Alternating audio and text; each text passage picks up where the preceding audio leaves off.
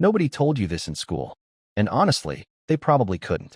Because what archaeologists discovered over the last 2 decades doesn't fit neatly into any textbook. It doesn't fit into the story we've been telling ourselves about who our ancestors were. The story goes like this. Ancient humans were primitive. They were reactive. They survived. They ate. They slept. They died.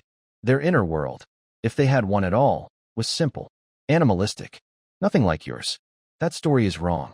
And the evidence that proves it wrong has been sitting in caves, buried in ochre, hidden in the skulls of the dead, for 50,000 years. We just didn't want to see it. Let's start with something small. A shell. A single, tiny, perforated shell found in a cave in Morocco, dating back approximately 130,000 years. It had been deliberately pierced, deliberately colored with red ochre, and found alongside dozens of others just like it.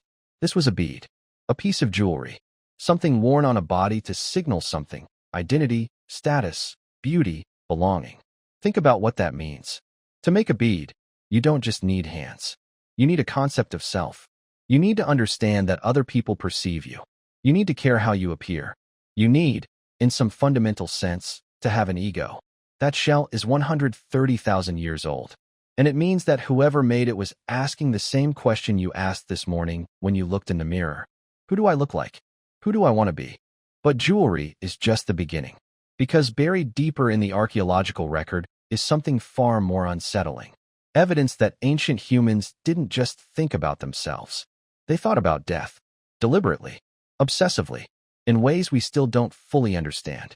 The earliest known burials date back roughly 300,000 years, far earlier than previously thought, discovered in a cave system in South Africa called Rising Star. The species found there, Homo naledi, had a brain roughly 1/3 the size of yours. They were not fully modern humans. And yet someone carried their dead deep into a cave system, through passages so narrow that modern researchers had to be specifically selected for their small body size just to reach them. They didn't eat the bodies. They didn't abandon them. They brought them somewhere dark, somewhere hidden, somewhere deliberate. Why? We don't know. But the fact that we don't know is itself extraordinary, because it means that something we consider uniquely human, the need to do something with our dead, to mark their passing, to send them somewhere, existed in creatures whose brains were 1/3 the size of ours. Whatever death meant to them, it meant something. And then there are the handprints. If you've ever seen images of prehistoric cave art, you've probably seen them. Silhouettes of human hands pressed against cave walls, surrounded by blown pigment, scattered across sites in Europe, Indonesia, Australia, and South America. The oldest known example is in Sulawesi, Indonesia, dating to at least 45,000 years ago. But here's what nobody tells you about the handprints. When researchers began studying them closely, they noticed something strange. Many of the hands had missing fingers, not accidentally missing, deliberately removed, or held in specific positions to hide them. Some researchers believe this was ritualistic, a form of sacrifice.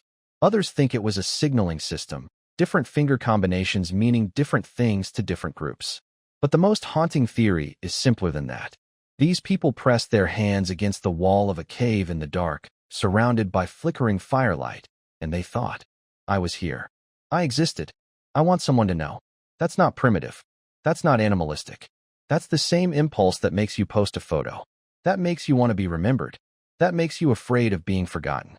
50,000 years later, nothing has changed. Now here is where it gets truly strange. Because researchers studying ancient human cognition began noticing a pattern across completely unconnected cultures separated by thousands of miles and tens of thousands of years. The same symbols kept appearing. Across Europe, Africa, Asia, and the Americas, in caves with no possible connection to each other. The same basic geometric shapes showed up again and again. Grids, spirals, dots, parallel lines, nested curves. This wasn't coincidence. And it wasn't because ancient humans were copying each other. The leading explanation is both simpler and more profound. These shapes are generated by the human brain itself.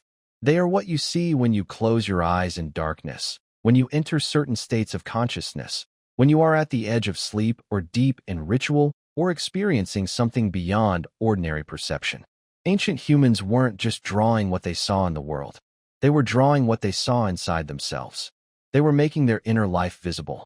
They were externalizing consciousness onto stone walls in the dark. And they were doing it across every continent, independently, because they all had the same inner world. Because they were, in every meaningful sense, us. Here is what all of this means taken together.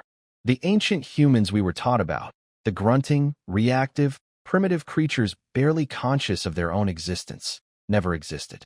What actually existed were people who wore jewelry and cared about beauty, who carried their dead into the dark and felt something about loss, who pressed their hands against stone walls because they needed to exist in someone else's memory, who closed their eyes and saw visions and tried to capture them in pigment because the inner world was too large to keep inside.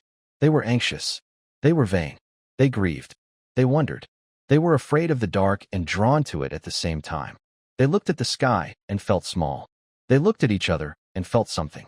We don't have a word for what they felt because they didn't leave us words. They left us shells and bones and handprints and spirals drawn by firelight in the deepest parts of caves where no one would ever see them. And somehow that is more honest than anything written down. They weren't performing their inner life for an audience. They were just living it. In the dark. Alone. Exactly like you. If this is the kind of history nobody teaches you, subscribe. There's so much more buried underneath.